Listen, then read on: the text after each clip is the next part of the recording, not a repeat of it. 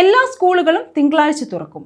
എന്നാൽ തേവലക്കര ബോയ്സ് ഹൈസ്കൂളിലെ മിഥുന്റെ ക്ലാസ് മുറി ഈ അധ്യയന വർഷവും അടഞ്ഞുകിടക്കും. സ്കൂൾ വളപ്പിൽ ഷോക്കേറ്റ് മരിച്ച മിഥുന്റെ ക്ലാസ്സായ 8B ആണ് ഈ വർഷവും അടഞ്ഞുകിടക്കുക. തേവലക്കര ബോയ്സ് ഹൈസ്കൂളിലെ 8ാം ക്ലാസ്സിലേക്ക് കഴിഞ്ഞ വർഷം പുതുതായാണ് മിഥുൻ എത്തിയത്. ചുരുങ്ങിയ ദിവസങ്ങൾ കൊണ്ട് അവൻ നേടിയത് ഒരുപാട് കൂട്ടുകാരെയായിരുന്നു. അവരുടെ മനസ്സുകളിൽ മിഥുന്റെ ഓർമ്മകൾ സങ്കടമാകാതിരിക്കാൻ വേണ്ടിയാണ് ആ ക്ലാസ് മുറി തുറക്കാത്തത്. സ്കൂളിലെ ഏറ്റവും പഴക്കമുള്ള ഓടുമേഞ്ഞ കെട്ടിടത്തിലാണ് 8B.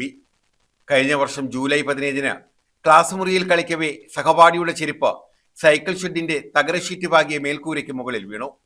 ചെരുപ്പെടുക്കാൻ ക്ലാസിന്റെ അരഭിത്തിക്ക് മുകളിലുള്ള തടിപ്പാടുകൾക്കിടയിലൂടെ ഷെഡിന് മുകളിൽ ഇറങ്ങിയ മിഥുൻ കാൽവഴുതി 3 ഫേസ് ലൈനിലേക്ക് വീഴുകയായിരുന്നു. മിഥുന്റെ ദാരുണാന്ത്യത്തിന് പിന്നാലെയാണ് 8B ഡിവിഷൻ മറ്റൊരു ക്ലാസ് മുറിയിലേക്ക് മാറ്റിയത്. ക്ലാസ് മുറിയോട് ചേർന്ന് കടന്നുപോയിരുന്ന 3 ഫേസ് ലൈൻ അടുത്ത ദിവസം തന്നെ അഴിച്ചു മാറ്റി. അരഭിത്തിക്കുള്ളിലെ പലകകൾക്ക് പകരം ഇരുമ്പ് നെറ്റടിച്ചും കഴുക്കോലുകൾ മാറ്റിയും 8B ക്ലാസ് മുറിയുള്ള കെട്ടിടം നവീകരിച്ചിരുന്നു. ദാരുണമായ സംഭവത്തിന് പിന്നാലെ സ്കൂളിലെ വിദ്യാർത്ഥികൾക്ക് കൗൺസിലിംഗ് നൽകി.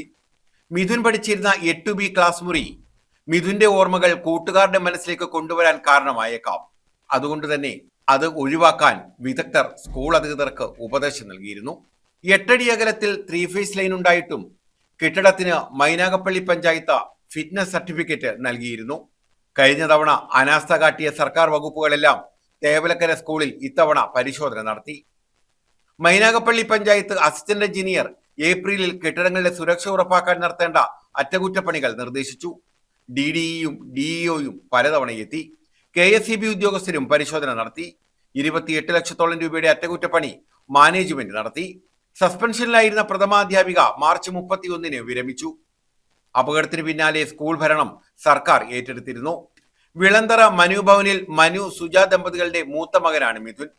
അന്നത്തെ വിദ്യാഭ്യാസ മന്ത്രിയായിരുന്ന V ശിവൻകുട്ടിയുടെ നിർദ്ദേശപ്രകാരം സ്കൗട്ട്സ് ആൻഡ് ഗൈഡ്സ് സംസ്ഥാന കമ്മിറ്റി മിഥുന്റെ കുടുംബത്തിന് വീടും നിർമ്മിച്ചു നൽകിയിരുന്നു.